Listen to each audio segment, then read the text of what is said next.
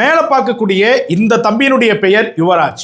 யுவராஜ் அவர்கள் முன்னெடுத்திருக்கக்கூடிய முன்னெடுப்பு என்பது மிக முக்கியமான ஒன்றாகும்.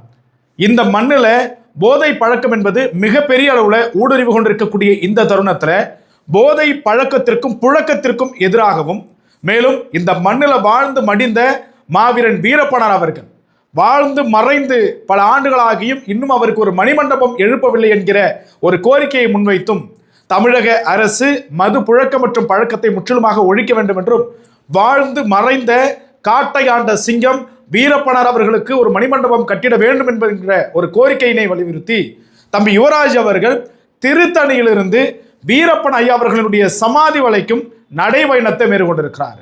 ஏறத்தாழ 320 கிலோமீட்டருக்கு மேலான அந்த நடைபயணத்தை தற்போது 5 நாட்கள் மேற்கொண்டிருக்கிறார். இன்னும் ஓரிரு நாட்கள்ல வீரப்பன் ஐயா அவர்களுடைய சமாதியில நிறைவு செய்ய இருக்கிறார்.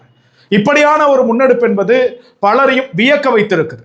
முதல்ல தம்பி யுவராஜ் அவர்களுக்கு நன்றி கலந்த வாழ்த்தினை தெரிவித்துக் கொள்கிறேன். அதே போல அவர் முன்னெடுப்பில் அமைந்திருக்கக்கூடிய 2 அம்ச கோரிக்கைகளையும் தமிழகத்தினுடைய அரசு நிறைவேற்ற வேண்டும், கவனத்தில் கொள்ள வேண்டும் என்பதுதான் அனைவருடைய எதிர்பார்ப்பு. ஏதோ ஒரு பையன் போறாப்ல, அது ஏதோ அவருடைய சொந்த விஷயத்துக்காக போல. போதை பழக்கம் என்பது அனைவருக்கும் பொதுவானது, அதை ஒழிச்சா எல்லாருக்கும் நல்லது. அதுபோல வீரப்பன் ஐயா அவர்களுடைய மணிமண்டபம் அப்படிங்கிறது அவசியமானது, அவசியம் இருக்கணும். இதனை வலியுறுத்திய அந்த நடைபயணம் வெற்றி பெற வேண்டும். சப்போஸ் யாராவது தம்பி அந்த வழியில பார்த்தீங்க அப்படின்னாக்க உங்களால முடிஞ்ச உதவிகளை செய்யுங்க. ஒரு டீ வாங்கி கொடுக்கறது, ஒரு தண்ணி வாங்கி கொடுக்கறது, அந்த மாதிரியான உதவிகளை செய்யுங்க. அவருக்கு நாம் பாதுகாப்பாக இருப்போம். நன்றி, வணக்கம்.